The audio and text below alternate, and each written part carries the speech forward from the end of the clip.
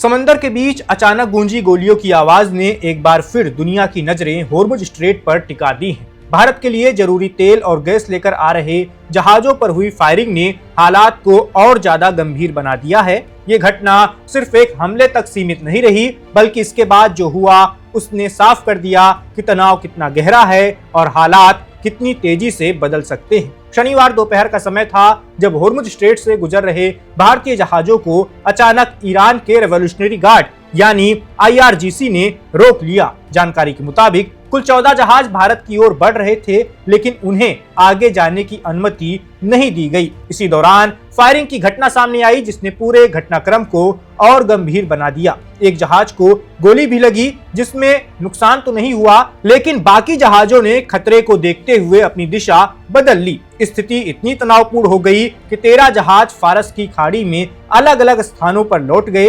हालांकि एक जहाज किसी तरह स्ट्रेट पार करने में सफल रहा, लेकिन बाकी के लिए रास्ता बंद हो गया। ये पहली बार नहीं है जब इस इलाके में तनाव बढ़ा हो, लेकिन भारतीय जहाजों को निशाना बनाया जाना चिंता की बड़ी वजह बन गया है। इस घटना के तुरंत बाद भारत ने कड़ा रुख अपनाया। विदेश मंत्रालय ने भारत में तैनात ईरान के राजदूत को तलब किया और इस पूरे मामले पर अपना विरोध दर्ज कराया। भारत ने साफ कहा कि पहले भी ईरान भारतीय जहाजों को सुरक्षित रास्ता देता रहा है, आवाजाही बहाल की जानी चाहिए। ये कदम इस बात का संकेत था कि भारत इस मुद्दे को गंभीरता से ले रहा है। दूसरी ओर ईरान ने होर्मुज स्ट्रेट को बंद करने का फैसला लिया था। उसका आरोप था कि अमेरिका सीज फायर समझौते का पालन नहीं कर रहा है, इसी वजह से उसने ये सख्त कदम उठाया है। लेकिन हालात तेजी से बदले और 24 घंटे के भीतर ही ईरान ने अपने फैसले पर फिर से विचार करना शुरू कर दिया। इससे ये संकेत मिला कि अंतर्राष्ट्रीय दबाव और हालात की गंभीरता को देखते हुए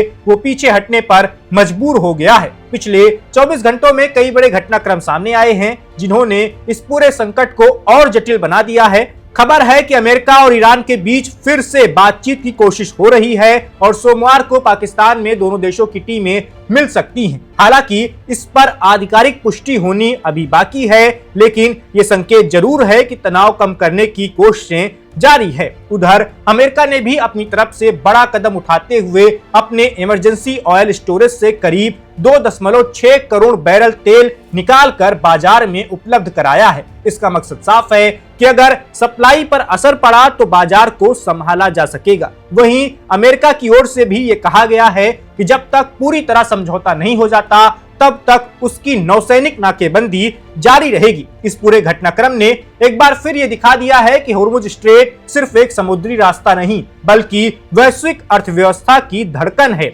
यहाँ होने वाली हर हलचल का असर दुनिया भर पर पड़ता है, खासकर भारत जैसे देशों पर जो तेल के लिए इसी रास्ते पर निर्भर हैं। अब सबसे बड़ा सवाल यही है कि क्या हालात जल्द सामान्य होंगे या तनाव आगे और बढ़ेगा। फिलहाल इतना जरूर साफ है कि ईरान के फैसले और उसके बाद की गतिविधियों ने संकेत दे दिया है कि वो स्थिति को ज्यादा बिगड़ने नहीं देना चाहते। लेकिन जब तक पूरी तरह समाधान नहीं निकल जाता, तब तक ये इलाका दुनिया के लिए चिंता का केंद्र बना रहेगा। इस वीडियो में बस इतना ही। मेरा नाम वैभव है, आप देखते रहिए वन इंडिया।